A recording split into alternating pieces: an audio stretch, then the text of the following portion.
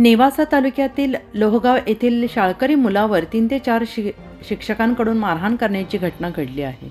गुरुवार दिनांक 27/11/2025 रोजी किरकोळ कारणातून एका दलित समाजाच्या इयत्ता 7वीमध्ये शिकणाऱ्या रोहित शिरसाट या मुलाला संबंधित शिक्षकाकडून मारहाण केल्याची घटना घडली आहे. त्या मारहाणीत सदर मुलाचा एक हात फ्रॅक्चर झाला आहे. बरगडीवर सूज येत असून अंतर्गत रक्तस्राव सुरू झाला आहे. मुलाची परिस्थिती चिंताजनक होते आहे. तरी सदरील शिक्षकांवर बाल अत्याचार प्रतिबंधक नियमानुसार लहान मुलांना सुरक्षित आणि मोफत शिक्षण मिळवण्याचा हक्क देतो.